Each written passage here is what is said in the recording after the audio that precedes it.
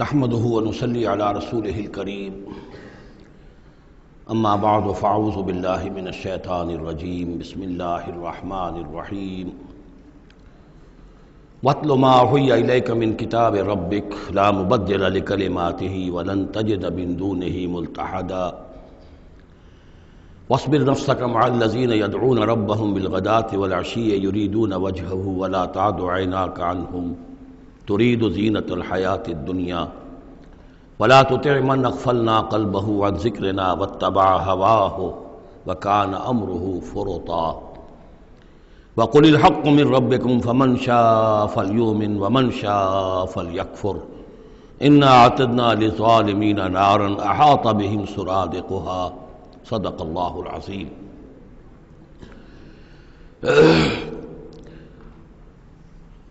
اور پڑھا کرو اس میں سے کہ جو وحی کیا گیا ہے آپ کی جانب آپ کے رب کی کتاب میں سے، اس کی باتوں کا بدلنے والا کوئی نہیں، اور نہیں پاؤ گے تم اپنے لیے اس کے سوا کوئی اور جائے پناہ۔ تھامے رکھو، روکے رکھو اپنے آپ کو ان لوگوں کے ساتھ جو پکارتے ہیں اپنے رب کو صبح و شام اور چاہتے ہیں اس کی رضا، طالب ہیں اس کے روئے انور کے، اور نہ دوڑیں آپ کی نگاہیں ان سے ہٹ کر آپ کے دنیا کو یہ محسوس ہو، یہ مغالطہ ہو کہ ترید و زینت الحیات الدنیا۔ یہ ذرا مشکل مقام ہے قرآن مجید کا کہ بظاہر تو الفاظ یہ ہیں کہ آپ کی نگاہیں دنیا کی زیبائش اور آرائش کی تلاش میں ان فقراء اور غرباء سے ہٹ کر امراء کی طرف نہ اٹھیں، لیکن ظاہر بات ہے کہ حضور صلی اللہ علیہ وسلم کی یہ شان نہیں تھی، لہذا اس میں جو بات سمجھ میں آتی ہے وہ یہ ہے کہ ایسا نہ ہو کہ آپ کے التفات کی وجہ سے دنیا یہ محسوس کرے کہ ان کی نگاہ میں بھی وقت اور اہمیت جو ہے وہ دنیاوی مال و دولت اور اسباب کی ہے۔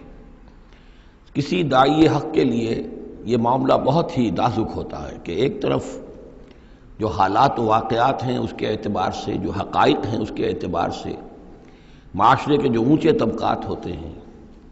جو وہاں سرداری یا کسی اور طرح کی سربراہی کے منصب پر فائز ہوں یا ان کے پاس فراوانی ہو دولت کی، اب ظاہر بات ہے کہ ان کا ایک اثر و رسوخ ہوتا ہے معاشرے میں۔ ان میں سے کوئی ایک شخص ایمان لے آئے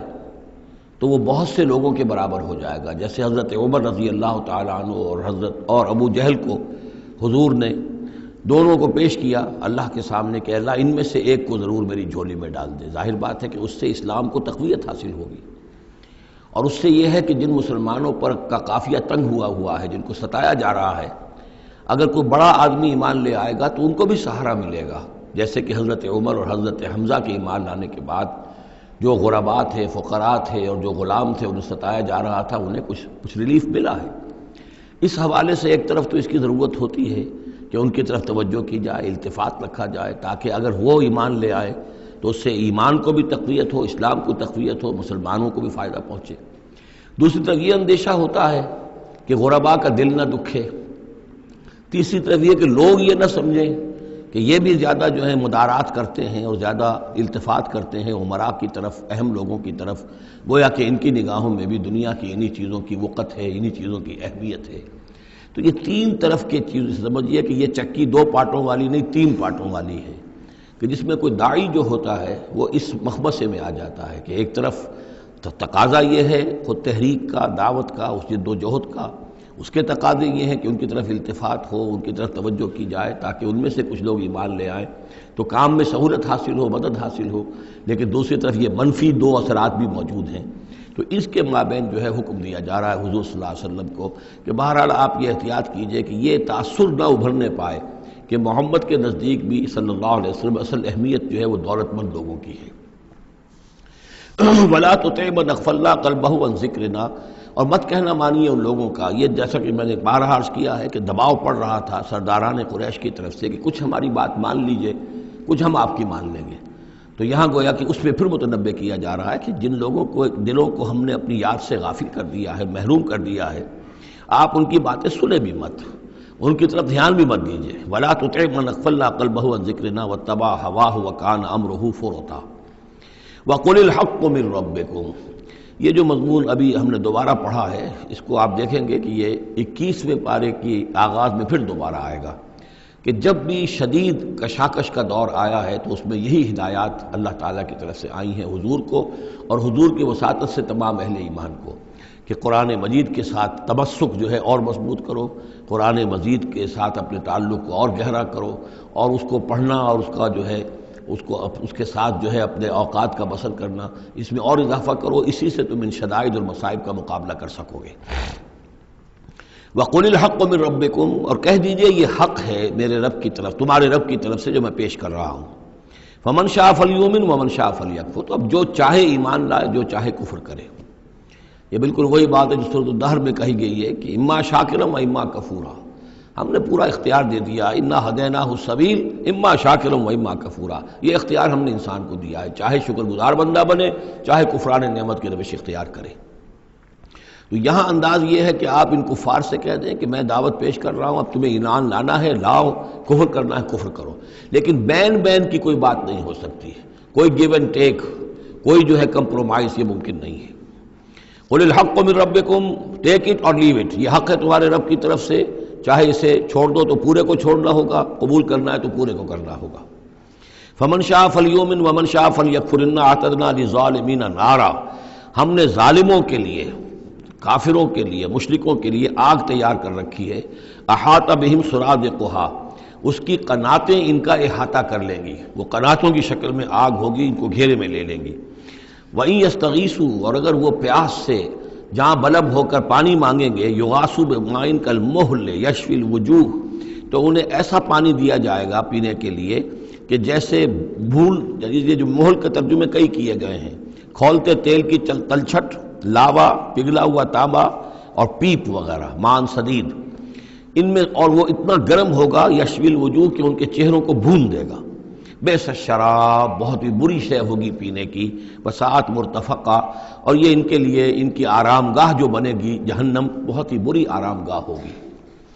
اس کے برعکس وہی سائملٹینیس کنٹراسٹ کا اسلوب، ان الذین آمنوا وعملوا الصالحات، جو لوگ ایمان لائیں اور نیک عمل کریں، انا لا نضیع اجر من احسن عملا، ہمارا یہ اصول نہیں ہے کہ جو لوگ اچھے عمل کریں ان کے اجر کو ہم ضائع کر دیں، ان کا اجر بھرپور انہیں ملے گا۔ اولئک لہم جنات عدن تجری من تحتہم الانہار، یہ وہ لوگ ہیں کہ جن کے لیے ہیں وہ رہنے والے باغات، ریزیڈینشل گارڈنز، جن کے دامن میں ندیاں بہتی ہوں گی، یحلون فیہا من اساور من ذہب، انہیں پہنائے جائیں گے وہاں کنگن سونے کے، ویلبسون ثیابا خضرا من سندس، اور ان کو وہ پہنیں گے وہاں پر کپڑے سبز رنگ کے، باریک ریشم کے اور گاڑھے ریشم کے، یعنی اوپر کا لباس جو ہوگا وہ باریک ریشم کا ہوگا اور جو نیچے کا لباس ہوگا وہ گاڑھے ریشم کا ہوگا۔ متکئین فیہا علی الارائک، اور وہ وہاں پر تکیہ لگائے ہوئے، ٹیک لگائے ہوئے بیٹھے ہوں گے تختوں کے اوپر۔ نعم الثواب، کیا ہی اچھا بدلہ ہوگا، وحسنت مرتفقہ، اور کیا ہی خوب ان کے لیے آرام گاہ ہوگی۔ 5ویں رکوع میں ایک مکالمہ آ رہا ہے دو اشخاص کا۔ ایک شخص وہ ہے کہ جس کو اللہ نے دنیاوی نعمتیں جو بھی اس دور کی تھیں بھرپور دی ہیں، مادی وسائل بھرپور دے رکھے ہیں، اور وہ اس قدر اس کا معاملہ ٹھیک چل رہا ہے کہ ہوتے ہوتے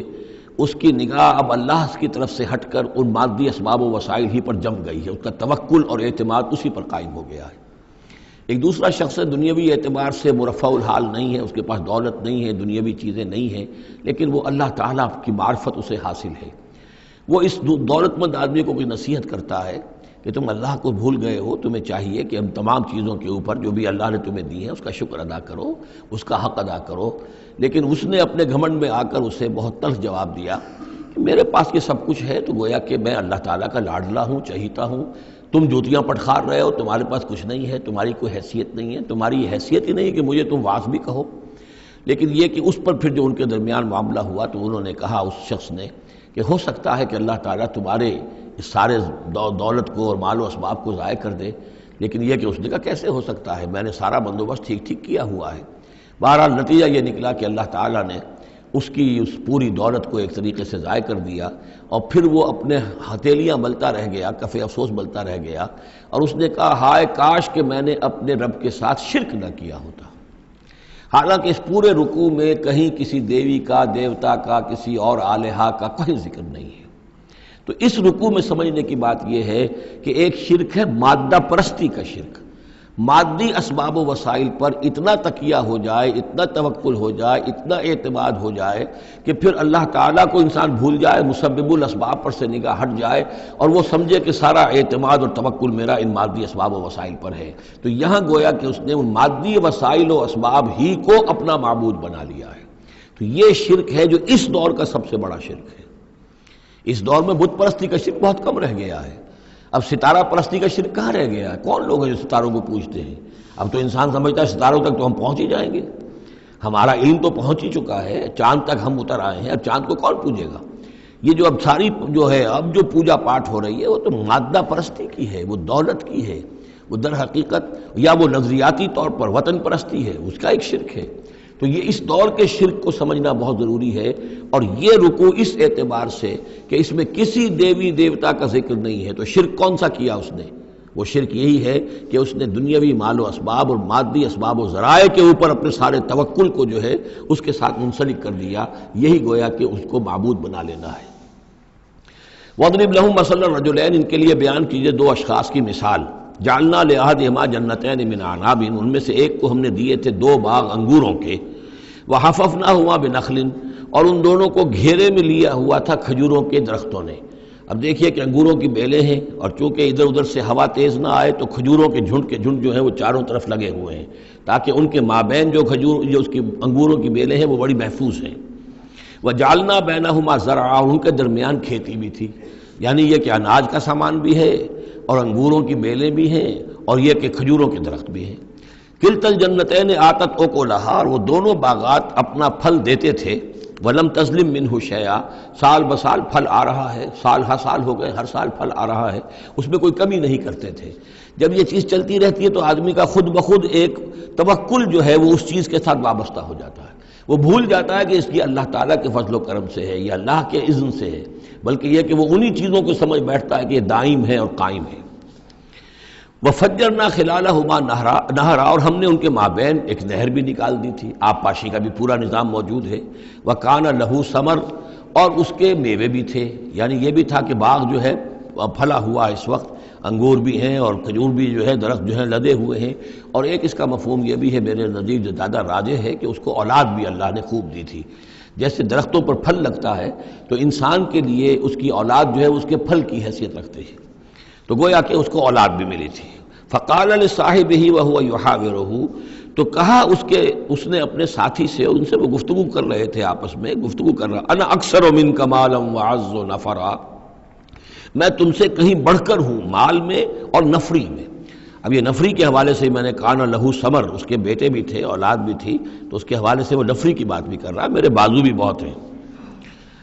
وَدَخَلَ جَنَّتَهُ، اور وہ داخل ہوا اپنے باغ میں، وَهُوَ ظَالِمٌ لِنَفْسِهِ، اور وہ اپنے جان پر ظلم کر رہا تھا، یعنی اسی گمراہی کے اندر مبتلا تھا۔ قَالَ مَا أَظُنُّ أَن تَبِيدَ هَٰذِهِ أَبَدًا، انہوں نے کہا میں نہیں سمجھتا کہ یہ باغ بھی کبھی اجڑ سکتا ہے، کیا مجھے دھمکا رہے ہو کہ اللہ تعالیٰ جو ہے کہیں تم میری یہ دولت سلب نہ کر لے؟ دیکھو میں نے کھجوریں کس حساب سے یہاں پر لگائی ہیں کہ کوئی اگر آئے بھی، کوئی باد سرسر آئے یا کوئی اور بھی ہوا کا تیز لو کے جھونکے آئیں تو وہ میری انگوروں کے بیلوں تک نہ پہنچے۔ یہ گویا کہ سینٹینلز کھڑے ہوئے ہیں، کھجور کے درخت جو ہیں وہ روک رہے ہیں۔ پھر میں نے یہاں پہ آب پاشی کا نظام ہے، نہر چلی ہوئی ہے۔ ما اظن ان تبید هذه ابدا، میں نہیں سمجھتا کہ میرا یہ باغ جو ہے کبھی یہ کہ برباد بھی ہو سکتا ہے۔ وما اظن الساعة قائمة، اور یہ جو تم قیامت وغیرہ کی بات کر رہے ہو، اول تو میرا گمان نہیں ہے کہ کوئی قیامت کھڑی ہونے والی ہے۔ وما اظن الساعة قائمة، میں نہیں سمجھتا کہ یہ قیامت ہونے والی، ہاں ڈکوسلے سے ہیں، کچھ بڑوں سے سنا تو ہے۔ اور یہ کہ وَلَئِن رُدِدتُّ إِلَىٰ رَبِّي، اگر مجھے لوٹا ہی دیا گیا اپنے رب کے پاس، لَأَجِدَنَّ خَيْرًا مِّنْهَا مُنْقَلَبًا، تو مجھے وہاں لازماً ملے گا بہت بہتر لوٹ کر۔ اب اس کے اندر ایک فلسفہ ہے ان کا کہ جب اللہ نے مجھے یہاں دیا، اللہ کے وہ منکر نہیں تھے، اللہ نے مجھے یہاں دیا ہے تو اس کا مطلب یہ کہ میں چہیتا ہوں، لاڈلا ہوں، یا اللہ نے مجھے کچھ صلاحیتیں دی ہیں، میں نے بڑی عمدہ پلاننگ کر کے باغ بنائے ہیں، سارا اس کا بندوبست کیا ہے، تو یہ میری جو صلاحیت ہے، یہ اللہ کی دی ہوئی جو میرے اندر ہے، یہ جو خیر ہے، یہ کہاں چلا جائے گا؟ آخرت میں بھی مجھے پھر ملے گا اور اس سے بہتر ملے گا، اور تم جیسے یہاں جوتیاں پٹخار رہے ہو ایسے وہاں پٹخارو گے۔ وَلَئِن رُدِدتُّ إِلَىٰ رَبِّي، اگر بالفرض ہو ہی گیا ایسا، لوٹا ہی دیا گیا میں اپنے رب کی طرف، لَأَجِدَنَّ خَيْرًا مِّنْهَا مُنقَلَبًا، تو اس سے بھی بہتر مجھے وہاں پر ملے گا۔ قال لَهُ صَاحِبُهُ، اب اس اللہ کے بندے نے جو نیک بندہ تھا کہا اس سے، اس کے ساتھی نے، وَهُوَ يُحَاوِرُهُ، اور ان سے گفتگو کر رہا تھا، أَكَفَرْتَ بِالَّذِي خَلَقَكَ مِن تُرَابٍ، کیا تو نے کفر کیا اس ہستی کا جس نے تجھے مٹی سے بنایا، ثم من نطفہ، پھر پانی کی گندے پانی کی بوند سے بنایا، ثم سواک رجلا، پھر تجھے ایک پورا انسان بنا کر کھڑا کر دیا۔ اب یہاں اور تجھے کفر کون سا کیا؟ یعنی یہ کہ وہ رب مان رہا ہے اللہ کو، اور رب کے ساتھ اس نے کسی اور کا ذکر نہیں کیا ہے۔ مطلب یہ کہ آخرت کا انکار در حقیقت اللہ کا انکار ہے۔ اگر تم آخرت کے بارے میں جو کہہ رہے ہو کہ نہیں میں نہیں سمجھتا کہ یہ کوئی ہونے والی بات ہے، تو چاہے تم اللہ کو اقرار کر رہے ہو، لیکن حقیقت میں اگر آخرت کو نہیں مانتے تو گویا کہ اللہ کا انکار ہے۔ لیکن هو اللہ ربی، لیکن جہاں تک میرا معاملہ ہے، میں نے تو اللہ کو اپنا رب مانا ہوا ہے، وہی میرا مالک ہے، آقا ہے، ولا اشرک بربی احدا، اور میں اپنے رب کے ساتھ کسی کو شریک نہیں ٹھہراتا۔ ولولا اذ دخلت جنتک قلت ما شاء اللہ، اور کیوں نہ ایسا ہوا کہ اللہ کے بندے جب تو اپنے باغ میں داخل ہوا، تو نے باغ دیکھا پھلا ہوا ہے، ہرا بھرا ہے، ہر طرف منظر جو ہے بڑا دل خوشکن منظر ہے، تو کہتا ما شاء اللہ۔ یہ پھر وہی مجلسی کلمہ آ گیا جس میں توحید کوٹ کوٹ کر بھری ہوئی ہے، ماشاء اللہ، یہ جو اللہ نے چاہا، جو اللہ نے چاہا، یہ سب اس کے فضل و کرم سے ہے۔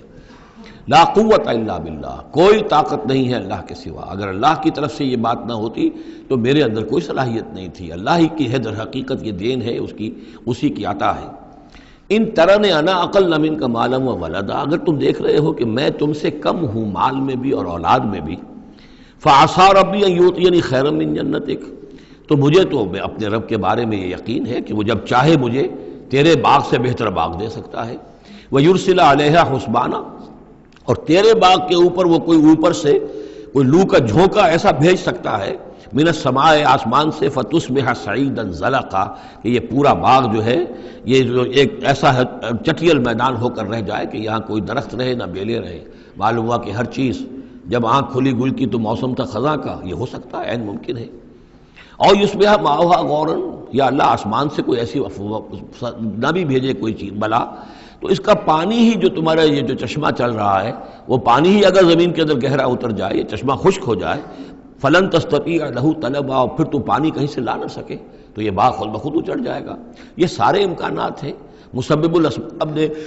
تمہارے لیے اس وقت سارے اسباب جمع کر رکھے ہیں، جب چاہے گا ان میں سے کسی ایک سبب کی بھی اگر تناب کھینچ لے تو یہ سارا معاملہ جو ہے یہ تو شیش محل کی طرح کا ہے، ایک ہی جو پتھر ہے وہ اس سب کو چکنا چور کر دے گا۔ وَأُحِيطَ بِثَمَرِهِ، معلوم ہوتا کہ وہ بہت ہی کوئی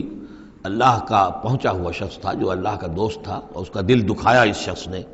جس کو تانا دیا اسے انا خیر من، کہ انا اکثر منک مالا و ولدا، تو اس حوالے سے اس کا دل دکھا ہے۔ اور یہ جان لیجئے کہ کسی اللہ والے کا من عادى لی ولیا فاذنته للحرب، تو ایک حدیث قدسی ہے، جو شخص میرے کسی ولی کے ساتھ دشمنی کرے پھر میری طرف سے اس کے خلاف اعلان جنگ ہے۔ تو اس نے چونکہ یہ دل دکھایا ہے، اور فارسی کا ایک شعر بھی بڑا مزیدار ہے کہ ہیچ قوم را خدا رسوا نہ کرد، تا دلے صاحب دلے نامد میں درد، کسی صاحب دل کے دل کو ٹھیس لگتی ہے، درد اور اس کے اندر پیدا ہو جاتا ہے، صاحب دل ہو، اللہ کی محبت اس کے دل میں ہو اور اسے ٹھیس پہنچے، تو تا دلے صاحب دلے نامد میں درد، ہیچ قوم را خدا رسوا نہ کر، قومیں بڑی رسوا ہو جاتی ہیں کسی ایک اللہ والے کی کہ دل جو ہے اس کی دل کو اگر تکلیف پہنچے۔ تو وَأُحِيطَ بِثَمَرِهِ، اس کا سارا ثمر سمیٹ لیا گیا، اللہ تعالیٰ نے جو کچھ اس کو دیا تھا وہ سلب کر لیا، باغ بھی ختم ہوا، اولاد بھی ختم ہوئی۔ فَأَصْبَحَ يُقَلِّبُ كَفَّيْهِ عَلَى مَا أَنفَقَ فِيهَا، تو وہ رہ گیا کو ملتا ہوا، اپنی ہتھیلیوں کو ملتا ہوا، جسے ہم کہتے ہیں کفِ افسوس ملنا۔ یقلب کفیہ علی ما انفق فیہا، جو کچھ اس نے خرچ کیا تھا، انویسٹ کیا تھا، محنت کی تھی، کتنا عرصہ لگا تھا اس باغ کے پلاننگ میں، باغ کو اس نے لگایا تھا، کہاں کہاں سے پودے لایا ہوگا، ما انفق فیہا وہی خاویۃ علی عروشہا، اور وہ باغ جو ہے گرا پڑا ہوا تھا اپنی چھتریاں کے اوپر، کیونکہ جو انگور کی بیلیں ہوتی ہیں وہ ٹٹیاں ہوتی ہیں، چھتریاں ہوتی ہیں، وہ سب اوندھی پڑی ہیں۔ وَيَقُولُ يَا لَيْتَنِي لَمْ أُشْرِكْ بِرَبِّي أَحَدًا، اور اس وقت وہ کہہ رہا تھا ہائے میری شامت، کیا کاش کہ میں نے اپنے رب کے ساتھ شرک نہ کیا ہوتا۔ اب یہ کون سا شرک ہے؟ اس پوری اس گفتگو کے اندر کہیں کسی دیوی کا، دیوتا کا، کسی اور کسی کا ذکر نہیں ہے، کسی کی شفاعت کا ذکر نہیں ہے۔ یہ ہے ہمارا آج کا نقشہ مادہ پرستی کا۔ آج کی ہماری ذہنیت جو ہے پوری کی پوری اس رکوع کے اندر موجود ہے۔ وَلَمْ تَكُنْ لَهُ فِئَةٌ يَنْصُرُونَهُ، اور نہ ہوئی پھر اس کی کوئی جماعت، کوئی اس کی فوج ہوتی جو اس کی مدد کرتی من دون اللہ، اللہ کے مقابلے میں۔ وَمَا كَانَ مُنْتَصِرًا، اور نہ ہی وہ اس قابل تھا کہ کسی سے انتقام لے۔ کس سے انتقام لے؟ سارا فیصلہ تو اللہ کی طرف سے ہوا ہے۔ هُنَالِكَ الْوَلَایَةُ لِلَّهِ الْحَقِّ، یہاں تو حکومت اور اختیار کل کا کل اللہ ہی کے لیے ہے، سچے اللہ کے لیے جو الحق ہے۔ یہ ولایا ہے واو کے زبر کے ساتھ۔ والی کہتے ہیں حاکم کو، مالک کو والی، والی سے ولایا بنتا ہے۔ ولی کہتے ہیں دوست، پشت پناہ، اور اس سے ولایا بنتا ہے، ولایت باہمی۔ اللہ ولی الذین آمنوا یخرجہم من الظلمات الی النور، اور الا ان اولیاء اللہ لا خوف علیہم ولا هم یحزنون، یہ ولایت ہے واو کے زیر کے ساتھ۔ اور والی ہونا کسی کا، فلاں ملک کا والی فلاں تھا، یعنی وہاں کا حکمران تھا، بادشاہ تھا، تو یہاں کی بادشاہی، یہاں کا اختیار، ہنالک الولایۃ للہ الحق، کل ولایت اللہ ہی کے ہاتھ میں ہے۔ ہوا خیر ثوابا و خیر عقبا، یقیناً وہی بہتر ہے انعام دینے والا، اور وہی بہتر ہے نتیجے کے اعتبار سے، عاقبت کے اعتبار سے۔ وَاضْرِبْ لَهُم مَثَلَ الْحَیَاةِ الدُّنْیَا، اور ان کے لیے ذرا بیان کیجئے ایک مثال دنیا کی زندگی کے لیے۔ کَمَاءٍ أَنزَلْنَاهُ مِنَ السَّمَاءِ، جیسے پانی کہ ہم نے اتارا آسمان سے، فَاخْتَلَطَ بِهِ نَبَاتُ الْأَرْضِ، اس کے ساتھ رل مل کر زمین کا جو سبزہ ہے وہ نکل آیا۔ فَأَصْبَحَ حَشِيمًا تَذْرُوهُ الرِّيَاحُ، اب یہ ایک لمبی بات ہے جسے مختصر کیا گیا کہ پھر کچھ عرصے کے بعد وہ سبزہ جو ہے وہ زرد پڑ جاتا ہے، پھر دھوپ کے اندر سوکھ کر پیلا ہو گیا، پھر چورا چورا ہو گیا، پھر وہ چٹیل زمین کی زمین رہ گئی۔ تو زندگی کا یوں سمجھیے کہ جیسے فصل لے لیجئے، کھیت کے اندر آپ نے بیج ڈالے ہیں، ہل چلایا ہے، پانی دیا ہے، اب فصل ہے، لہرا رہی ہے، ہریاول ہے، بڑا دل خوش کن منظر ہے۔ کچھ دنوں کے بعد اسی فصل کے اوپر جو زردی آ جاتی ہے، پھر وہ پک گئی ہے، اس کے بعد وہ کٹ جاتی ہے، کٹنے کے بعد پھر وہی منظر وہی ہے، وہی ویران منظر ہے، اور کہیں کہیں جو ہے وہ جو بھی توڑی کے تن کے کچھ پڑے ہوئے ہیں، اللہ اللہ خیر صلی اللہ۔ یہ جو سائیکل ہے، یہ پلانٹ لائف کی سائیکل ہے، 3 مہینے کی ہے، 4 کی ہے، 6 کی ہے، 7 کی ہے، یہی ہے نا۔ لیکن یہی سائیکل ایک بڑے پیمانے پر انسانی زندگی کی ہے۔ ایک بچہ پیدا ہوا، اس وقت جو ہے بڑی خوشیاں منائی گئیں، پھر وہ بڑا جوان ہوا، قوی ہوا، طاقت والا ہوا، پھر اس کے اوپر ادھیڑ ابھر آ گئی، بال میں سفیدی آ گئی، چہرے پر جو ہے وہ جھریاں پڑنی شروع ہوئیں، اس کے بعد پھر اس پر موت وارد ہوئی، پھر اسے قبر میں اتار دیا گیا، وہ مٹی سے تھا اور مٹی میں جا کر مل گیا۔ ایک ہی سپین ایک چل رہا ہے، سائیکل چل رہا ہے۔ یہ انسانی زندگی کا سائیکل ہے، اور یہ جو نباتاتی زندگی کا سائیکل ہے، فرق اس میں کچھ نہیں ہے۔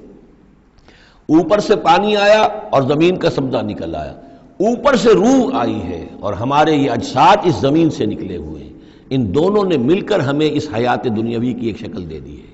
روح اوپر سے آئی ہے، زمینی شے نہیں ہے۔ بولے روح من امر ربی، اور یہ کہ زمینی طور پر جو بھی کچھ ہے، جو نظام ہے یہاں کا، اس میں یہ ہمارا جسم بنتا ہے اپنے ماؤں کے پیٹوں میں، اور پھر یہ روح کے ساتھ مل کر اس دنیا کی زندگی کے اندر ایک جو ہے ایک وقفہ امتحان جو ہے اس کو بسر کر رہا ہے۔ وَاضْرِبْ لَهُم مَثَلَ الْحَیَاةِ الدُّنْیَا، ان کے لیے دنیا کی زندگی کی مثال بھی بیان کیجئے۔ کَمَاءٍ أَنزَلْنَاهُ مِنَ السَّمَاءِ، جیسے کہ پانی جو ہم نے اتارا آسمان سے، فَاخْتَلَطَ بِهِ نَبَاتُ الْأَرْضِ، تو پھر اس کے ساتھ سبزہ جو ہے زمین کا رل مل کر نکل آیا۔ فَأَصْبَحَ حَشِيمًا، پھر وہ ہو گیا چورا چورا، تَذْرُوهُ الرِّيَاحُ، کہ جنہیں ہوائیں لیے اڑتی ہیں، اڑتی پھر رہی ہیں۔ وَكَانَ اللَّهُ عَلَىٰ كُلِّ شَيْءٍ مُقْتَدِرًا، اور یہ اللہ تعالیٰ جو ہے ہر شے پر قادر ہے۔ اس کے لیے جیسے یہ سائیکل چل رہا ہے تمہارا نباتاتی، ایسے ہی حیواناتی ہے، ایسا ہی تمہارا انسانی زندگی کا ہے۔ المال والبنون زینت الحیات الدنیا، یہ زینت کا لفظ 3 مرتبہ اس صورت میں آیا ہے، اور یہ اس کا عمود ہے، میں بتا چکا ہوں آپ کو۔ انا جعلنا ما علی الارض زینۃ لہا لنبلوہم ایہم احسن عملا۔ پھر آیا ترید زینت الحیات الدنیا۔ اے نبی دیکھیے کہیں لوگوں کو گمان نہ ہو کہ محمد بھی دنیا کی زندگی کی زیبائش اور آرائش ہی پر ریجھے ہوئے ہیں، معاذ اللہ صلی اللہ علیہ وسلم۔ اب یہاں فرمایا یہ دنیا کی زندگی جو تمہاری ہے، اس میں اولاد اور مال، یہ تمہارے لیے زیبائش ہے، آرائش ہے، لیکن کتنی دیر کی؟ صرف اس زندگی کا معاملہ ہے، اسی کے لیے یہ ساز و سامان ہے جو برت لوگے۔ یہ رشتے جو ہیں یہ بھی یہاں ہی کے لیے ہیں، آخر میں تو ظاہر بات ہے کہ پھر جو ہے تمہیں اکیلے جا کر پیش ہونا اللہ کی عدالت میں، نہ کوئی باپ تمہارا ساتھ دے گا، نہ کوئی بیوی ساتھ دے گی، نہ کوئی بیٹا ساتھ دے گا، کلہم آتی ہے یوم القیامت فردا۔ اگلی سورۃ جو ہے سورہ مریم، اس کے اندر یہ بات آ رہی ہے، اکیلے اکیلے جو ہے پھر وہ اپنا پورا محاسبہ جو ہے اس کو فیس کرنا ہے۔ المال والبنون زینت الحیات الدنیا، مال اور بیٹے یہ دنیا کی زندگی کی رونق ہے۔ والباقیات الصالحات، باقی رہنے والی تو نیکیاں ہیں۔ نیکی کوئی کمائی ہے اس 30 سال میں، 40 سال میں، 50 سال میں، تو ان کے لیے بقا ہے، مال کے لیے کوئی بقا نہیں ہے۔ الباقیات الصالحات خیر عند ربک ثواب و خیر عملا، وہ یقیناً بہتر ہیں تیرے رب کے نزدیک ثواب کے اعتبار سے، بدلے کے اعتبار سے بھی، اور توقع اور امید کے اعتبار سے۔ امید اگر کوئی لگانی ہے تو یہ مال اسباب سے نہ لگاؤ، امید اگر لگانی ہے تو اولاد سے نہ لگاؤ، امید لگانی ہے تو کوئی نیکی اگر ہے اور آخرت میں اس کا اجر و ثواب کی توقع ہے تو تمہارے لیے سہارا جو ہے اصل بننا چاہیے وہ۔ وَيَوْمَ نُسَيِّرُ الْجِبَالَ، اب یہ قیامت کا نقشہ کھینچا جا رہا ہے، اور جس دن کہ ہم چلائیں گے پہاڑوں کو، وَتَرَى الْأَرْضَ بَارِزَةً، اور تم دیکھو گے کہ زمین بالکل ننگی ہو گئی ہے، کوئی اونچائی نہیں رہی، کوئی نیچائی نہیں رہی، کوئی اونچ نہیں، کوئی ٹیڑھ نہیں، کچھ نہیں، سیدھی چٹیل۔ پہاڑ چل جائیں گے تو ظاہر بات ہے کہ یہ اونچائیاں ختم ہو جائیں گی۔ وَحَشَرْنَاهُمْ، اور ہم ان سب کو جمع کریں گے، وَلَمْ نُغَادِرْ مِنْهُمْ أَحَدًا، اور ان میں سے ایک کو نہیں چھوڑیں گے، کوئی بھی نسل انسانی کا جو حضرت آدم سے لے کر اور قیامت کے آخری ساعت تک جو لوگ بھی پیدا ہوں گے سب کے سب موجود ہوں گے۔ وَعُرِضُوا عَلَىٰ رَبِّكَ صَفًّا، اور پیش کیے جائیں گے اپنے رب کے سامنے صفیں باندھے ہوئے۔ لَقَدْ جِئْتُمُونَا كَمَا خَلَقْنَاكُمْ أَوَّلَ مَرَّةٍ، یہ پہلے بھی مضمون آ چکا ہے، آ گئے ہونا ہمارے پاس جیسے کہ ہم نے پیدا کیا تھا پہلی مرتبہ۔ پہلی مرتبہ کب؟ عالم ارواح میں، وہ اکٹھے تھے سب کے سب۔ بعد میں جو دنیا میں پیدائش ہماری ہوئی ہے یہ تخلیق ہے دوسری مرتبہ، یہ زمینی تخلیق کے ساتھ روح کو جوڑ کر جو ہے یہ ہمارا در حقیقت یہ تخلیق ثانی ہے۔ تخلیق اول جو ہے وہ تو ہماری ارواح کی شکل میں ہوئی، اور وہی شکل میں تھی کہ آدم سے لے کر اگر کل دنیا کی زندگی 15,000 برس ہو، فرض کیجئے آدم کے بعد سے لے کر قیامت تک، تو 15,000 برس تک جتنے انسان نسل آدم میں پیدا ہوئے بیک وقت وہ موجود تھے اس وقت بھی، اور بیک وقت موجود ہوں گے قیامت کے میدان میں بھی۔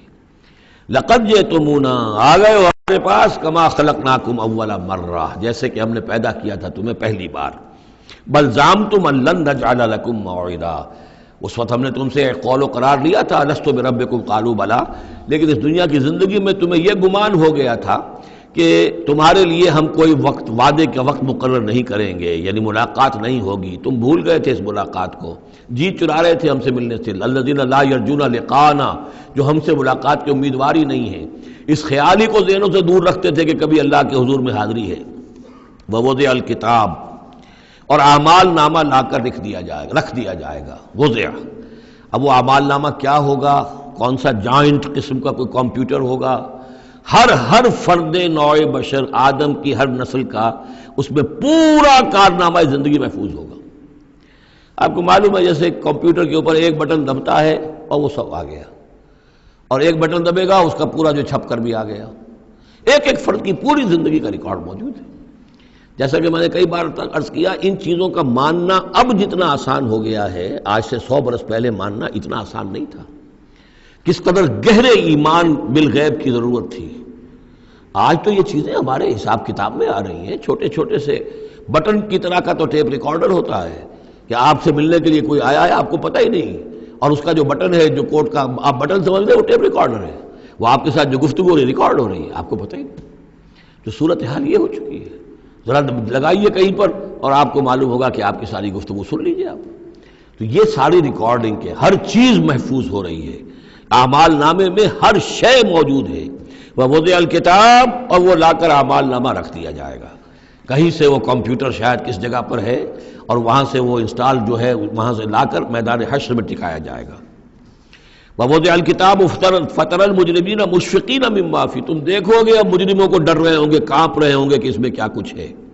وَيَقُولُونَ، اور وہ کہتے ہوں گے، یا ویلتنا، ہائے ہماری شامت، ما لہذا الکتاب، یہ کیسا اعمال نامہ ہے، لا یغادر صغیرۃ ولا کبیرۃ، اس نے تو کسی چھوٹی سی چھوٹی بات کو نہیں چھوڑا، نہ کسی بڑی بات کو چھوڑا، الا احصاها، مگر یہ کہ اس کو محفوظ رکھا ہوا ہے۔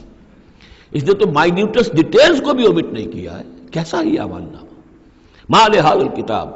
لا یغادر صغیرۃ ولا کبیرۃ الا احصاها ووجدوا ما عملوا حاضرا، ما عملوا، اور وہ پائیں گے جو بھی عمل انہوں نے کیا ہوگا اسے موجود. ولا یظلم ربک احدا، تیرا رب کسی پر ظلم نہیں کرے گا. یہ تمہارے اپنے اعمال ہیں. اب دیکھیے یہاں 6 رکوع ختم ہوئے، 7واں رکوع شروع ہو رہا ہے، اور 7ویں رکوع کی پہلی آیت سورہ بنی اسرائیل میں بھی یہی تھی، وَإِذْ قُلْنَا لِلْمَلَائِكَةِ اسْجُدُوا لِآدَمَ فَسَجَدُوا إِلَّا إِبْلِيسَ. بالکل ٹھیک درمیان میں سورہ بنی اسرائیل میں بھی 12 رکوع اس کے ہیں، 12 رکوع اس کے ہیں. سورہ بنی اسرائیل کی 111 آیات ہے، سورہ کہف کی 110 آیت ہے. یعنی یوں سمجھیے کہ نہایت حسین، متوازن، ہر اعتبار سے بہت ہی خوبصورت جوڑا ہے. اس کی نسبت زوجیت جو ہے اس سورہ بنی اسرائیل اور سورہ کہف کی بہت نمایاں ہے. میری ایک کتاب ہے، وہ اس میں آخری جو ہے اسی پر بحث ہے، قرآن حکیم کی صورتوں کا اجمالی تجزیہ، جس میں کہ اس کی نسبت زوجیت کو میں نے بڑی تفصیل کے ساتھ، اگرچہ بڑی اختصار ہے لیکن جامعیت کے ساتھ بیان کر دیا ہے. وَإِذْ قُلْنَا لِلْمَلَائِكَةِ اسْجُدُوا لِآدَمَ فَسَجَدُوا إِلَّا إِبْلِيسَ، اور جو یاد کرو جب کہ ہم نے کہا تھا فرشتوں سے کہ جھکو آدم کے سامنے، سجدہ کرو آدم کو، تو ان سب نے سجدہ کیا لیکن نہیں کیا ابلیس نے. کان من الجن، اب یہاں وہ حقیقت کھول دی گئی جو بقیہ 6 جگہوں پر نہیں ہے، وہ جنات میں سے تھا. فَفَسَقَ عَنْ أَمْرِ رَبِّهِ، فا یہاں پر اب علت کو ظاہر کر رہا ہے. فرشتہ کبھی بھی اللہ کے حکم سے سرتابی نہیں کرتا، فرشتہ اللہ کے حکم کی نافرمانی نہیں کرتا. یفعلون ما یؤمرون لا یعصون اللہ ما امرهم. تو یہ جو نافرمانی اس نے کی ہے اس کی وجہ یہ ہے کہ وہ فرشتوں میں سے نہیں تھا، جنات میں سے تھا. کان من الجن ففسق عن امر ربه، تو اس نے وہ نگل بھاگا اپنے رب کے حکم سے، یہ نافرمانی کی اپنے رب کے فرمان کی. افتتخذونہ وذریتہ اولیاء من دونی، تو سوچو اے اولاد آدم، کیا تم اس کو اپنا ولی بناتے ہو اور اس کی نسل کو، اس کی اولاد کو، اس کے چیلوں چاٹوں کو، اس کے ایجنٹوں کو، ان سے دوستیاں گاٹتے ہو، من دونی، مجھے چھوڑ کر. میں تمہارا خیر خواہ، میں نے تمہارے سامنے سارے فرشتوں کو جھکوا دیا، میں نے تمہیں خلافت عرضی عطا فرمائی، تم میری کریشن کا ماسٹر پیس، کلائمیکس، اور تم بدبختو تم نے مجھے چھوڑ کر دوست بنایا اس شیطان لعین کو اور اس کے ایجنٹوں کو اور اس کی اولاد کو، چاہے وہ اس کے ایجنٹ جو ہیں وہ اس کے صلب سے ہیں، اس کی اولاد سے ہیں، اور یا یہ کہ انسانوں میں سے ہیں. افتتخذونہ وذریتہ اولیاء من دونی، کیا تم اسے اور اس کے اولیاء اور اس کی نسل کے لوگوں کو، اس کی اولاد کو ولی بنا رہے ہو مجھے چھوڑ کر. وہم لکم عدو، جبکہ فی الواقع وہ تمہارے دشمن ہیں. بئس للظالمین بدلا، کتنا برا بدل ہے کہ جو ان ظالموں نے اپنے لیے اختیار کیا ہے. اللہ کو چھوڑ کر ان کی رفاقت، اللہ کی دوستی چھوڑ کر اس شیطان لعین کی دوستی. ما اشہدتہم خلق السماوات والارض ولا خلق انفسہم، میں نے تو ان جنات کو نہ تو انہیں شہید بنایا تھا آسمان اور زمین کی تخلیق کا اور نہ ان کے اپنی تخلیق کا. وما كنت متخذ المضلین عضدا، اور میں ایسے بہکانے والوں کو اپنا مددگار نہیں بنایا کرتا. یہ جو تم نے ان کو میرے برابر بنا دیا، اس کو مجھے چھوڑ کر انہیں ولی بنا لیا، ان کی دوستی کر رہے ہو، تو آسمان کی اور زمین کی تخلیق میں بلکہ خود ان کی تخلیق میں وہ کوئی اس کے شاہد نہیں ہے. وَيَوْمَ يَقُولُ نَادُوا شُرَكَائِيَ الَّذِينَ زَعَمْتُمْ، اور جس دن کہ اللہ کہے گا کہ پکارو ذرا میرے ان شرکاء کو جن کا تمہیں زعم ہو گیا تھا، تمہیں گمان تھا کہ وہ میرے شریک ہیں. فَدَعُوهُمْ، تو وہ پکاریں گے ان کو. فَلَمْ يَسْتَجِيبُوا لَهُمْ، تو وہ انہیں کوئی جواب نہیں دیں گے. وَجَعَلْنَا بَيْنَهُمْ مَوْبِقًا، اور ان کے درمیان ہم ہلاکت والی گھاٹی حائل کر دیں گے، خلیج حائل کر دیں گے کہ وہ جو شرکاء چاہے اولیاء اللہ ہی ہوں اور چاہے وہ انبیاء ہوں اور چاہے فرشتے ہوں، لیکن وہ کہ خلیج حائل ہوگی ہلاکت کی، وہ ان کی مدد کے لیے یا ان کی بات سن کر ان کے سفارش کرنے کے لیے نہیں آ سکیں گے.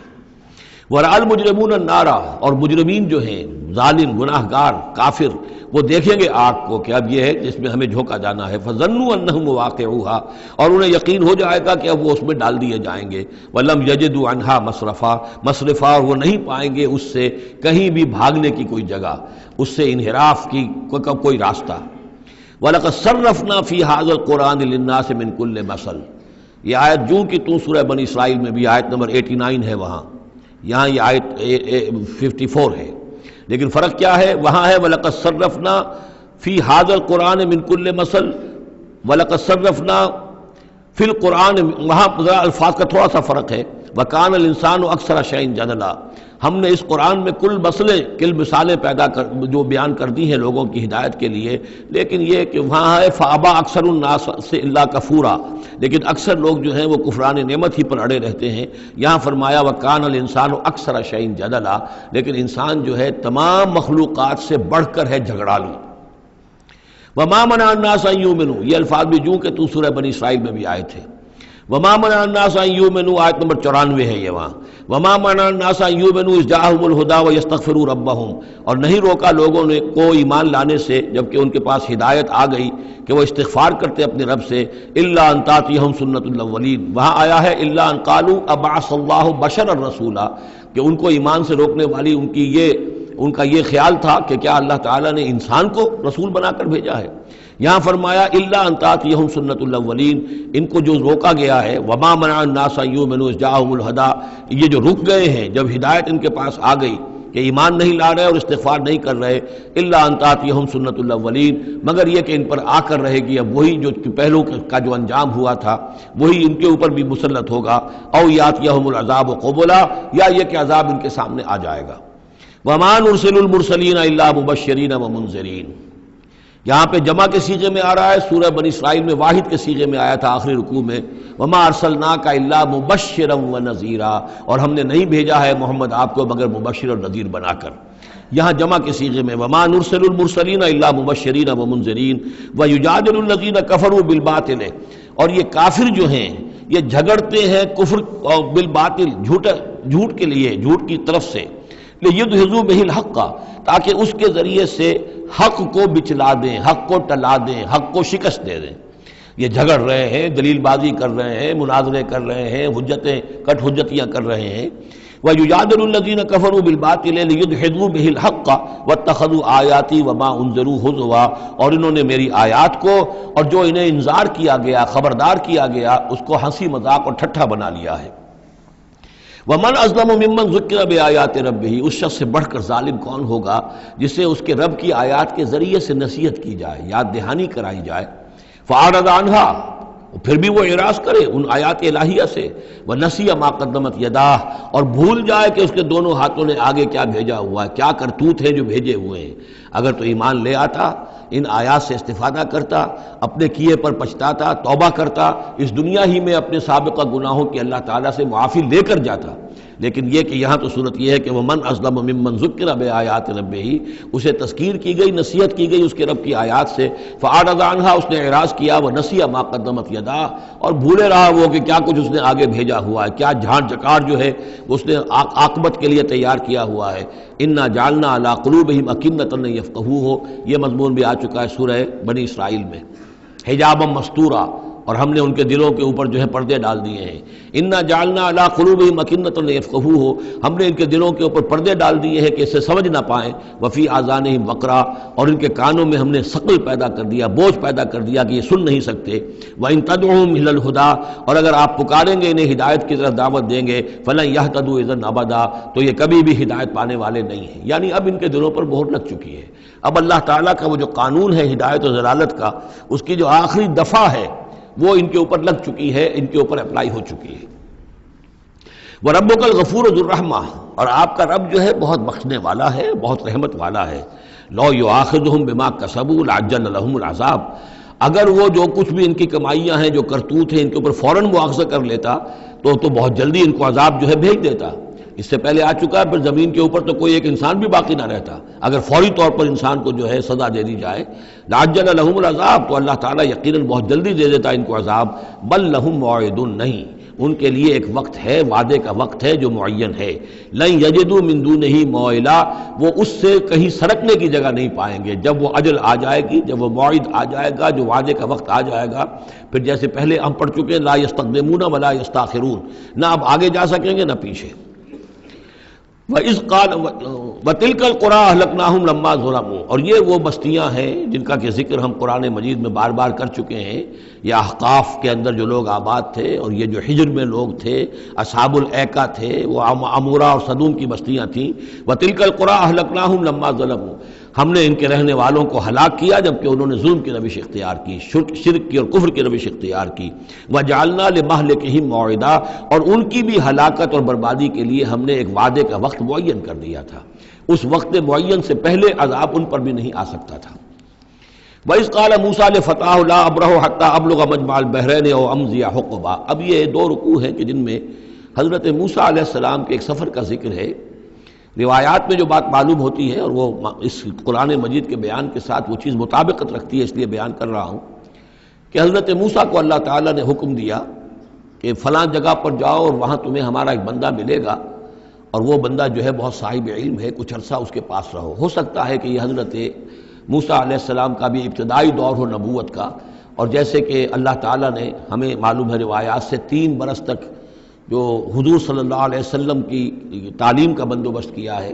ایک فرشتہ جو ہے مستقل جو ہے آپ کے ساتھ رہا ہے، اسی طریقے سے شاید اللہ تعالیٰ نے کسی یا تو فرشتے کو، جسے ہم خضر کہہ دیتے ہیں، یہ بھی کوئی یقین کے ساتھ معلوم نہیں کہ وہ خضر علیہ السلام، قرآن میں ان کا نام نہیں ہے، یہ بھی رائے ہے کہ وہ فرشتے ہیں، یہ بھی رائے ہے کہ وہ انسانوں میں سے کوئی انسان ہے جن کو اللہ تعالیٰ نے بہت لمبی عمر دے دی ہے، جیسے جن کو دے رکھی ہے ایک ابلیس کو، تو انسانوں میں سے ایک اچھے اپنے نیک اور اپنے پسندیدہ اور برگزیدہ انسان کو بھی اس نے بہت بڑی عمر دے رکھی ہے، وہ حضرت خضر ہے۔ واللہ عالم، اس کے بارے میں کوئی تفصیل ہم نہیں جان سکتے، لیکن یہ کہ حضرت موسیٰ علیہ السلام سے کہیں کسی جگہ پر ان کو یہ خیال آ گیا کہ شاید اس وقت روئے ارضی پر سب سے زیادہ علم جو ہے اللہ تعالیٰ نے مجھے عطا کیا ہے، لیکن اس کے لیے پھر ذرا تعدیباً اور تربیتاً اور تعلیماً اب انہیں کہا گیا کہ فلاں ہمارا بندہ فلاں جگہ جاؤ، تمہاری ملاقات ہوگی، کچھ دیر اس کے پاس رہو اور دیکھو کہ وہ اس سے کیا حکمت تم سیکھ سکتے ہو۔ اب اس کے لیے حضرت موسیٰ نکلے ہیں اپنے نوجوان ساتھی خادم کے ساتھ، یوشع ابن نون ان کو ساتھ لے کر۔ وَإِذْ قَالَ مُوسَىٰ لِفَتَاهُ لَا أَبْرَحُ حَتَّىٰ أَبْلُغَ مَجْمَعَ الْبَحْرَيْنِ، اور جب کہا موسیٰ نے اپنے اس نوجوان ساتھی سے جن کا نام یوشع ابن نون ہے کہ میں نہیں باز آؤں گا یہاں تک کہ چلتا رہوں اور پہنچ جاؤں مجمع البحرین تک، جہاں پر کہ دونوں دریا مل جاتے ہیں، او امضی حقبا، یا پھر میں چلتا رہوں گا، چاہے وہ مجھے سینکڑوں برس گزر جائیں میں چلتا رہوں گا۔ بتایا گیا تھا مجمع البحرین پر وہ ملے گا، اور خاص نشانی اس کی بتا دی گئی تھی کہ ہمارا وہ بندہ وہاں ملے گا تمہیں۔ اب مجمع البحرین پر بھی اختلاف ہے، ایک کا تو خیال یہ ہے، وہ جو نقشہ میں نے آپ کو دکھایا تھا، کہ یہ جو ریڈ سی ہے، اس کی جو 2 کھاڑیاں ہو جاتی ہیں، تو ان کا جو مقام اتصال ہے گویا کہ وہاں بھیجا گیا کہ یہاں پر، لیکن صحیح رائے زیادہ جو ہے وہ یہ ہے کہ یہ جو دریائے نیل آتا ہے مصر میں، تو یہ سوڈان سے آتا ہے، تو 2 دریا مل کر یہ دریا بنتے ہیں، النیل الازرق اور النیل الابیض، ایک سفید رنگ کا پانی ہے اور ایک میں نیلے رنگ کا پانی ہے۔ یہ نقشہ ہمیں بھی اٹک پر نظر آتا ہے، دریائے سندھ جو تربیلا سے نکل کر پانی آتا ہے وہ نیلے رنگ کا ہے، اور جو دریائے کابل کا پانی آ رہا ہوتا ہے مغرب سے تو اس کا وہ پانی گدلا ہے، اور کافی دور تک پھر ہمیں نظر آتا ہے کہ یہ دریائے کابل کا پانی چل رہا ہے گدلے رنگ کا، اور یہ صاف صاف پانی جو ہے دریائے سندھ کا چل رہا ہے۔ تو اسی طرح کا معاملہ وہاں پر ہے، نیل جو ہے نیلا نیل اور سفید نیل، النیل الازرق اور النیل الابیض، وہاں پر پہنچے ہیں کہیں، یہ یوں سمجھیے خرطوم کے آس پاس، کہ میں اب چلتا جاؤں گا۔ فلما بلغا مجمع بینہما، جب یہ پہنچ گئے اس دونوں دریاؤں کے ملنے کی جگہ پر، نسیا حوتہما، یہ بتا دیا گیا تھا کہ ایک جو مچھلی ہے تل کر اس کو ساتھ لے لینا تاکہ تمہارے وہ غذا کا کام بھی دے گی، اور اسی کو نشانی بنانا تھا اللہ نے بتانے کے لیے کہ کس جگہ پر وہ اس شخص سے ملاقات ہوگی۔ جب وہ پہنچے ان دونوں کی مجمع کے مقام پر، نسیا حوتہما، تو انہوں نے بھول گئے اپنی اس مچھلی کو، فاتخذ سبیلہ فی البحر سربا، اور وہ مچھلی جو ہے وہ زندہ ہو کر، حالانکہ بھنی ہوئی تھی تلی ہوئی تھی، وہ زندہ ہو کر اور اس نے وہ سرنگ سی بنا کر اور سمندر میں چلی گئی۔ فلما جاوزا، اب یہ نقشہ جو ہے یہ ان کے جو ساتھی تھے یوشع ابن نون، انہوں نے دیکھا ہے اپنی نگاہ سے کہ یہ معاملہ ہوا ہے، لیکن یہ کہ اس کا تذکرہ کرنا حضرت موسیٰ علیہ السلام سے بھول گئے۔ فلما جاوزا، جب وہ وہاں سے آگے نکل گئے، قال لفتاه آتنا غداءنا، انہوں نے اپنے اس نوجوان ساتھی سے کہا، خادم سے، کہ بھئی ہمارا وہ کھانا لے آؤ، ناشتہ لے آؤ، لقد لقینا من سفرنا ھذا نصبا، اب ہمیں اس سفر سے کوئی تکان طاری ہو گئی ہے، ایگزاسشن ہو رہی ہے۔ اور یہاں یہ نقطہ بیان کیا ہے مفسرین نے کہ چونکہ اس اصل مقام سے آگے نکل آئے تھے اس لیے اب تکان ہوئی ہے، ورنہ جو مقام تک پہنچنا تھا وہاں تک انہیں تکان کا کوئی احساس نہیں ہوا۔ قال ارأيت إذ أوينا إلى الصخرة، اس نوجوان نے یہ کہا خادم نے کہ آپ دیکھیے جب ہم اس چٹان کے پاس تھوڑی دیر کے لیے رکے تھے سستانے کے لیے، فإني نسيت الحوت، تو میں اس مچھلی پر نگاہ رکھنا بھول گیا، اس کی حفاظت کرنا بھول گیا۔ وما انسانی الا الشیطان ان اذکرہ، اور شیطان نے مجھے بھلائے رکھا کہ میں آپ سے ذکر بھی نہیں کر سکا۔ واتخذ سبیلہ فی البحر، وہ تو زندہ ہو کر اور اس نے اپنا راستہ بنایا اور سمندر میں اتر گئی یا دریا میں اتر گئی۔ عجبا، بہت عجیب یہ واقعہ تھا جو پیش آیا تھا۔ قال ذالک ما کنا نبغی، اب حضرت موسیٰ نے کہا اسی کے تو ہم تلاش میں تھے، یہی تو نشانی بتائی گئی تھی کہ یہاں پر، اب چلو واپس وہیں۔ فارتدا علی آثارہما قصصا، تو وہ اب لوٹے اپنے نقوش پا کو دیکھتے ہوئے، چونکہ وہیں پہنچنا ہے اب جہاں پر کہ وہ مچھلی جو ہے وہ زندہ ہو کر اور دریا میں اتر گئی تھی۔ فوجد عبدا من عبادنا، اب جو وہاں پہنچے تو پایا ہمارے بندوں میں سے ایک خاص بندے کو، آتیناہ رحمتا من عندنا، ہم نے اسے رحمت عطا کی تھی خاص اپنے پاس سے، وعلمناہ من لدنا علما، اور اسے علم سکھایا تھا خاص اپنے پاس سے۔ یہ علم لدنی ایک اصطلاح ہے جو یہیں سے لفظ اخذ کیا گیا ہے۔ ایک علم وہ ہے جو ہم سیکھتے ہیں، جو بھی پڑھتے ہیں سیکھتے ہیں، تفسیر پڑھی ہے، عربی پڑھی ہے، نحو پڑھی ہے، فقہ پڑھی ہے، یہ علم حاصل ہو رہا ہے، یا جیوگرافی پڑھی ہے، تاریخ پڑھی ہے۔ ایک وہ علم ہے جو اللہ کسی کے دل میں ڈال دیتا ہے بغیر کسی مادی طور پر دنیاوی اعتبار سے کسی تحصیل علم کی مشقت سے گزرے ہوئے، اس کو علم لدنی کہتے ہیں۔ لدن کہتے ہیں نزدیک، لدن اللہ، لدنی ہم نے اپنے پاس سے، اپنے خاص خزانہ فضل سے، خاص خزانہ فیض سے اسے علم عطا کیا تھا۔ ہم نے اسے رحمت بھی دی تھی، آتیناہ رحمۃ من عندنا وعلمناہ من لدنا علما۔ قال لہ موسیٰ، ان سے کہا موسیٰ نے، هل اتبعک، اگر آپ اجازت دیں تو میں کچھ عرصہ آپ کے ساتھ رہوں، علی ان تعلمنی مما علمت رشدا، لیکن اس لیے اس شرط کے ساتھ کہ آپ مجھے بھی سکھائیں کچھ جو آپ کو علم دیا گیا ہے اور جو بڑی سعادت مجھے اللہ نے بتایا ہے کہ آپ کو اللہ نے بڑا عقل، بڑی سمجھ بوجھ اور بڑی حکمت عطا کی ہے۔ قال انک لن تستطیع معی صبرا، انہوں نے کہا کہ دیکھو تم میرے ساتھ رہ کر صبر نہیں کر سکو گے۔ وکیف تصبر علی ما لم تحط بہ خبرا، اور کیسے صبر کرو گے اس چیز پر کہ جس کا کہ علم تمہارے پاس نہیں ہے، جس کا تم نے احاطہ نہیں کیا ہے، تمہیں تو بات بڑی غلط لگے گی، عجیب سی لگے گی۔ قال ستجدنی انشاءاللہ صابرا، حضرت موسیٰ نے کہا کہ نہیں، انشاءاللہ آپ مجھے صابر پائیں گے، میں صبر کروں گا، ولا اعصی لک امرا، اور میں آپ کی کسی حکم کی خلاف ورزی نہیں کروں گا۔ اب دیکھیے یہاں انشاءاللہ صبر کے ساتھ تو آ گیا، ولا اعصی لک امرا، آپ کے حکم کی خلاف ورزی نہیں کروں گا، یہاں انشاءاللہ نہیں آیا ہے، اور اسی میں خلاف ورزی ہو گئی،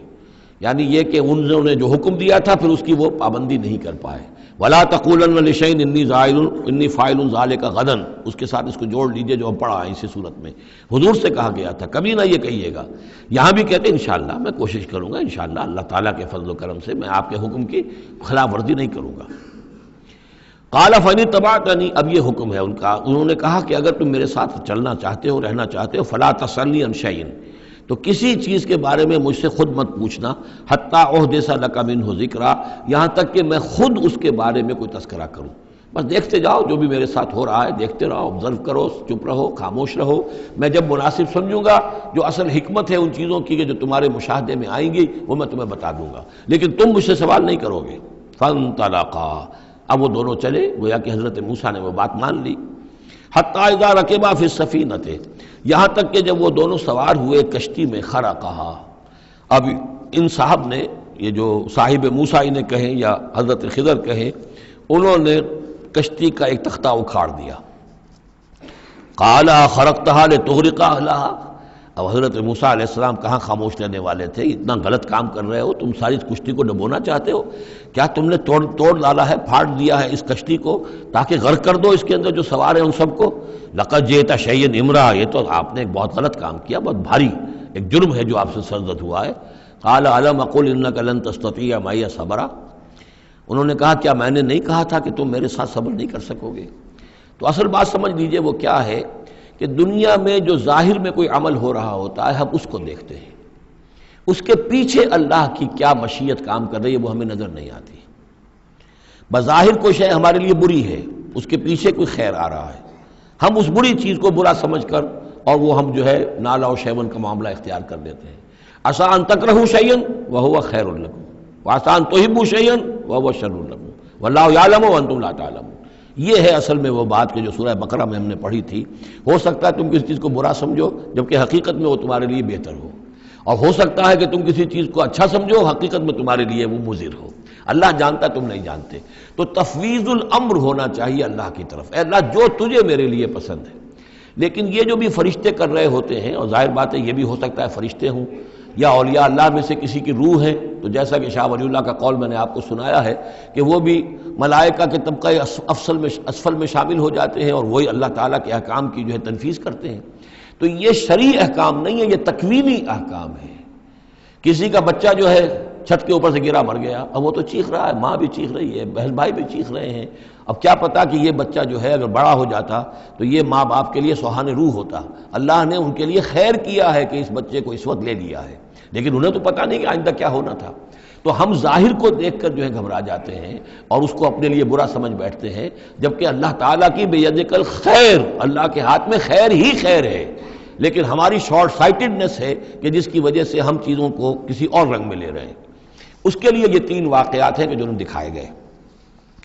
قال لا تؤاخذنی بما نسیت ولا ترهقنی من امری عسرا، تو انہوں نے کہا، حضرت موسیٰ نے عرض کیا لا تؤاخذنی بما نسیت، مجھ سے مواخذہ نہ کیجئے اس پر کہ میں بھول گیا کہ میں نے آپ سے وعدہ کیا تھا کہ میں آپ سے کوئی سوال نہیں کروں گا، ولا ترهقنی من امری عسرا، اور نہ دباؤ ڈالیے مجھ پر میرے معاملے میں کچھ زیادہ سختی نہ کیجئے، ایسا نہ ہو کہ ایک ہی دفعہ کی میری اس غلطی کے اوپر کہتے ہیں جاؤ اب یہاں سے، بلکہ ذرا یہ نرمی کیجئے۔ فانطلقا، پھر چلے دونوں، حتی اذا لقیا غلاما قتلہ، جب ایک نوجوان سے ملاقات ہوئی اس نے قتل کر دیا اس کو، حضرت خضر نے۔ قال قتلت نفسا زکیۃ بغیر نفس، حضرت موسیٰ علیہ السلام پھر بولے یہ کیا کیا آپ نے؟ ایک بے گناہ جان کو آپ نے قتل کر دیا اس کے بغیر کہ اس نے کسی کا خون بہایا ہو۔ لقد جئت شیئا نکرا، یہ تو آپ نے بہت ہی نامعقول حرکت کی ہے۔ قال الم اقل انک لن تستطیع معی صبرا، اب انہوں نے بھی ذرا ڈانٹ کے انداز میں کہا الم اقل لک، کیا میں نے نہیں کہا تھا تم سے کہ تم میرے ساتھ صبر نہیں کر سکو گے؟ قال ان سألتک عن شیء بعدها فلا تصاحبنی، حضرت موسیٰ نے عرض کیا کہ اچھا ٹھیک ہے، اب اگر تیسری مرتبہ مجھ سے غلطی ہو جائے، دوسری مرتبہ اور مجھے معافی دے دیں، اگر اب میں اس کے بعد کوئی آپ سے سوال کروں تو پھر ٹھیک ہے آپ مجھے اپنے ساتھ نہ رکھیے گا، فلا تصاحبنی، پھر یہ کہ میں اپنا راستہ لے لوں گا۔ قد بلغت من لدنی عذرا، میری جانب سے آپ نے جو ہے حجت قائم کر دی ہے اور آپ عذر جو ہے اب آپ کر سکتے ہیں کہ آپ مجھے اپنے ساتھ نہ رکھیں، یعنی خطا میری ہے۔ فانطلقا، پھر چلے، حتی اذا اتیا اہل قریۃ استطعما اہلہا، اور جب یہاں تک کہ وہ پہنچے ایک بستی والوں کے پاس، وہاں انہوں نے ان سے چاہا کہ وہ انہیں کھانا کھلائیں، مسافر جیسے ہوتے ہیں کہ بھائی ہم لوگ آئے ہیں، مسافر ہیں، آپ کی بستی میں آئے ہیں تو ہمیں کھانا کھلائیے۔ فابوا ان یضیفوہما، تو وہاں کی بستی والوں نے، وہ ایسے کچھ کٹھور اور شقی لوگ تھے، انکار کر دیا ان کی ضیافت سے، انہیں کچھ کھانے کو نہیں دیا۔ فوجدا فیہا جدارا، وہاں انہوں نے دیکھا ایک دیوار، یرید ان ینقضہ، کہ بالکل گرنے کو ہے، ٹوٹنے کو ہے، گرنے کو ہے۔ فاقامہ، تو وہ حضرت خضر نے اس کو سیدھا کر دیا، بنا دیا اور سیدھا کر دیا، مضبوط کر دیا۔ قال لو شئت لاتخذت علیہ اجرا، تو حضرت موسیٰ نے پھر کہا کہ اگر آپ چاہتے، یہ اتنے ناہنجار لوگ، انہوں نے مسافروں کو کھانا تک نہیں دیا اور آپ نے بغیر مزدوری لیے ہوئے ان کا کام کر دیا، ان کی دیوار سیدھی کر دی۔ لو شئت لاتخذت علیہ اجرا، آپ اس پر اجرت طلب کرتے ان سے، اور یہ جو اجرت سے جو ہے بہرحال ہم جو ہے کچھ نہ کچھ کھاتے پیتے۔ قال ھذا فراق بینی و بینک، کہ بس یہ اب میرے اور آپ کے درمیان اب علیحدگی کا وقت ہے۔ سأنبئک بتأویل ما لم تستطع علیہ صبرا، اب میں تمہیں بتائے دیتا ہوں اصل راز اور حقیقت ان چیزوں کا جس پر کہ آپ صبر نہ کر سکے۔ اما السفینہ، جہاں تک اس کشتی کا معاملہ ہے، فکانت لمساکین یعملون فی البحر، تو یہ ان مزدوروں کی ملکیت تھی کہ جو دریا میں محنت کرتے ہیں، جیسے کشتی ہے ادھر سے ادھر اتار دیا، 2 پیسے لے لیے، ایک پیسہ لے لیا، یہ مزدوری کر رہے ہیں، ان کے لیے گویا کہ کمائی کا اور ان کی معاش کا یہی ذریعہ ہے۔ فاردت ان اعیبھا، میں نے یہ چاہا کہ اس کو عیب دار کر دوں۔ وکان وراءہم ملک یاخذ کل سفینۃ غصبا، جبکہ آگے جو ہے ایک بادشاہ تھا، حاکم تھا، جو ہر کشتی کو کہ جو ثابت و سالم ہے اسے وہ غصب کر رہا ہے، اس کو جو ہے کنفسکیٹ کر رہا ہے، جیسے آج کل بھی ہوتا ہے ہمارے ہاں، وہ ویگنز جو ہیں وہ پولیس والے روک لیتے ہیں، تو اسی طریقے سے وہ جو ہے قبضہ کر رہا ہے ان پر۔ یاخذ کل سفینۃ غصبا، اب وہ دیکھے گا کہ یہ تو ٹوٹی بھی کشتی چھوڑ دے گا، تو کشتی میں ایک تختہ لگا لینا تو آسان کام ہے، پوری تختی جا رہی تھی، تو میں نے ایک تختہ جو ان کا جو ہے توڑ دیا ہے تاکہ اسے ناقص سمجھ کر وہ بادشاہ جو ہے اسے ریجیکٹ کر دے اور اس کشتی کو نہ لے، تو ان مزدوروں کی پوری کشتی بن جائے۔ ایک تختہ توڑنے سے تختی بچتی ہے، اور یہ سالم رہتی تختی تو پوری کشتی جا رہی تھی۔ تو میں نے ان کے خیر کے لیے کیا ہے، جس کو تم نے یہ سمجھا کہ شاید میں لوگوں کو ہلاک کرنے کے لیے میں نے یہ قدم اٹھایا ہے۔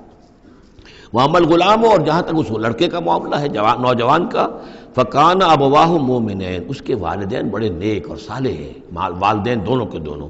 فَخَشِينَا أَن يُرْهِقَهُمَا طُغْيَانًا وَكُفْرًا، اب ظاہر بات ہے کہ حضرت خضر کو معلوم ہوگا کہ اس کے جینز اچھے نہیں ہیں، بڑے شرارتی قسم کے جین اس کے اندر ہیں، اور یہ جب جوان ہوگا تو یہ آوارہ ہو کر اٹھے گا اور بہت سخت ہوگا اور اپنے والدین کے لیے سوہان روح بن جائے گا۔ یرہقہما طغیانا و کفرا، ناشکری اور زبردستی کر کے ان کو عاجز کرے گا، ستائے گا۔ فَأَرَدْنَا يُبْدِلَهُمَا رَبُّهُمَا خَيْرًا مِّنْهُ زَكَاةً وَأَقْرَبَ رُحْمًا، تو ہم نے یہ چاہا کہ ان کا رب ان کے لیے بدل دے، اس سے بہتر اولاد اسے دے، بیٹا دے دے کہ جو اس کے لیے پاکیزگی میں بھی اور شفقت اور رحمت میں بھی اس سے بہتر ہو، جو ان کے لیے بڑھاپے میں سہارا بن سکے۔ تو ہم نے صرف یہ کیا ہے کہ یہ بچہ جو ہے وہ یہ ساری چیزیں جو اللہ کے حکم سے میں کر رہا ہوں، یہ گویا کہ تکوینی امور ہیں جو ہو رہے ہیں، یہ تشریعی امور نہیں ہے، تم شریعت کے حوالے سے دیکھ رہے ہو، اور میں یہ تکوینی معاملات کر رہا ہوں اللہ کے حکم کے مطابق۔ اور یہ در حقیقت رحمت ہے، جس کو کہ لوگوں نے یہ سمجھا ہوگا جن کا بچہ جو والدین کا فوت ہو گیا تو ان کے اوپر تو پہاڑ ٹوٹ پڑا ہوگا غم کا، لیکن اصل میں اللہ تعالیٰ نے یہ ان کے خیر کے لیے کیا۔ وَأَمَّا الْجِدَارُ، اور جہاں تک اس دیوار کا معاملہ ہے، فَكَانَ لِغُلَامَيْنِ يَتِيمَيْنِ فِي الْمَدِينَةِ، تو یہ دو غلام لڑکوں کی دیوار ہے جو شہر میں رہتے ہیں۔ وَكَانَ تَحْتَهُ كَنْزٌ لَهُمَا، اور اس دیوار کی جڑ میں ان کے لیے ایک دفینہ ہے۔ وَكَانَ أَبُوهُمَا صَالِحًا، اور ان کا باپ جو ہے وہ بہت نیک آدمی تھا، باپ نیک تھا، عین وہ جو سمجھئے کہ کسی جوانی میں یا کوئی وقت جو ہے وہ اس کی موت کا وقت آ گیا، بچے چھوٹے چھوٹے تھے، اس نے کچھ اپنی پونجی جو ہے گھر کے اندر ایک دیوار کی جڑ کے اندر بنیاد کے اندر دفن کر دی، یہ بڑے ہو جائیں بچے یہ نکال لیں۔ اب چونکہ وہ نیک تھا لہذا اللہ تعالیٰ کی طرف سے اس کا اہتمام ہو رہا ہے، دیوار اگر اس وقت گر گئی ہوتی تو یہ خزانہ ظاہر ہو جاتا، اور ابھی وہ بچے جو ہیں وہ چھوٹے ہیں، تو لہذا یہ لوگ جو ہیں بستی والے کتنے ناہنجار ہیں جنہوں نے ہمیں کھانے کو نہیں دیا ہے، وہ کیا یتیموں کے اس مال کا لحاظ کریں گے؟ وہ سارا کا سارا اس مال کو قبضہ کر لیں گے۔ تو میں نے وہ دیوار بنا دی ہے۔ کان ابوہما صالحا، ان کا باپ بہت نیک آدمی تھا۔ فاراد ربک یبلغا اشدہما، تو آپ کے رب کا یہ فیصلہ ہوا کہ یہ دونوں بچے جو ہیں اپنی پوری جوانی کو، پختگی کو، بلوغت کو پہنچ جائیں، ویستخرجا کنزہما، اور پھر وہ اپنا خزانہ نکال لیں۔ رحمتا من ربک، یہ تینوں امور آپ کے رب کی رحمت کا منظر ہے۔ بظاہر جو بھی نظر آ رہا ہے تو دنیا میں جو حالات و واقعات ہو رہے ہیں یہ حقیقت دنیا کے اعتبار سے ہم اس کے ظاہر کو دیکھتے ہیں، اور ظاہر کے حوالے سے دل گرفتہ ہو گئے، رنجیدہ ہو گئے، نقصان ہو گیا، یہ ہو گیا، ہاں اے فلک پیر جواں تھا ابھی عارف، کیا تیرا بگڑتا جو نہ مرتا کوئی دن اور، مرثیوں پر مرثیے کہے جا رہے ہیں، یہ سب کچھ ہوتا ہے، لیکن یہ کہ یہ پتہ نہیں ہوتا کہ اللہ تعالیٰ کی طرف سے جو بھی ہے وہ خیر ہے، اسی میں بھلائی ہے۔ تو بندہ مومن کا کام کیا ہے؟ تفویض الامر الی اللہ، اپنے معاملات کو اللہ کے حوالے کر دے، راضی برضائے رب، جو اللہ کی طرف سے آیا کہ ہر ساقی ماریخت عین الطاف است، رحمتا من ربک، یہ سب کچھ رحمت تھا، رحمت ہے آپ کے رب کی طرف سے۔ وما فعلتہ عن امری، یہ میں نے اپنے جی سے نہیں کیا ہے، میرا فیصلہ نہیں ہے۔ یعنی یہ جو بھی تھے، چاہے فرشتے تھے اور چاہے کوئی نیک انسان ہے جنہیں اللہ نے بہت لمبی زندگی دے دی ہے، چاہے یہ کوئی روح ہے کہ جو انسانی شکل میں پھر آ گئی ہے، کہ جو اللہ تعالیٰ نے کسی ولی اللہ کی روح کو جو ہے وہ طویل زندگی دے رکھی ہے، کوئی بھی ہے، اس سے کوئی فرق واقع نہیں ہوتا، لیکن یہ کہ وہ در حقیقت کارکنان قضاء و قدر کی فوج میں ریکروٹ ہو گئے، وہ جو فیصلے کر رہے ہیں، جس کی تنفیذ کر رہے ہیں، اس کا شریعت سے تعلق نہیں ہے، وہ تکوینی امور ہے اللہ تعالیٰ کے۔ ذالک تعویل ما لم تستطع علیہ صبرا، یہ ہے تعویل، یہ ہے اصل حقیقت، یہ ہے اصل راز ان چیزوں کا جس پر کہ اے موسیٰ تم صبر نہ کر پائے۔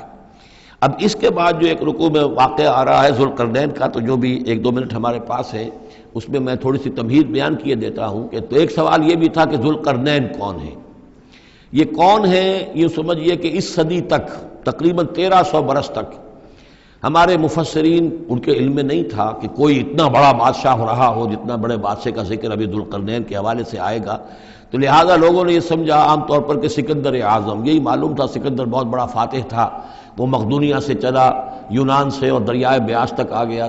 کتنا بڑا، تو اس کو، لیکن یہ کہ اس کی سیرت و کردار جو ہے جو سکندر کی معلوم ہے اس کی کوئی مناسبت ذوالقرنین کے اس کردار سے نہیں ہے۔ ذوالقرنین اصل میں ایران کے بادشاہ تھے، اور ایران اس وقت دو ملکوں میں پر منقسم تھا۔ اب بھی اگر ابھی کبھی نقشہ دیکھیں گے تو ایک علاقہ جو ہے ایران کا وہ تو ہے جو خراسان کا حصہ ہے، جو اصل ایران ہے اس کو بھی یوں سمجھیے دو حصوں میں، ایک پارس پرانا کہلاتا تھا جس سے فارس کا لفظ بنا ہے، اور دوسرا مادہ تھا، میڈیا یا مادہ۔ تو یہ ایک شخص ایسے ابھرے کہ جنہوں نے ان دونوں کو ملا کر ایک حکومت بنایا، اور وہاں سے سلطنت ایران کا جو یوں سمجھیے کہ جو ان کا ایک سنہرا دور ہے، اور ان کی عظمت و سطوت جس کی کہ وہ بہت زیادہ جس پر فخر کرتے ہیں، اس لیے کہ ایرانی قوم بڑی نیشنلسٹ ہے، نسل پرست ہے، ان کے اندر اپنی تاریخ پر، اپنی روایات پر جو ہے وہ بہت ان کو فخر ہے۔ تو وہاں سے وہ دور شروع ہوا، اور انہوں نے پھر اس علامت میں کہ میں نے دو ملکوں کو جوڑ کر ایک بنایا ہے، اپنے تاج کے اندر دو سینگ لگا لیے تھے، اور وہ جو ہے ذوالقرنین یہ لقب ان کا ہو گیا تھا۔ اس کے حوالے سے سوال کیا گیا، اور اس کے بارے میں تفصیل جو اگلے رکوع میں آئے گی۔ بارک اللہ لی ولکم فی القرآن العظیم ونفعنی وإیاکم بالآیات والذکر الحکیم۔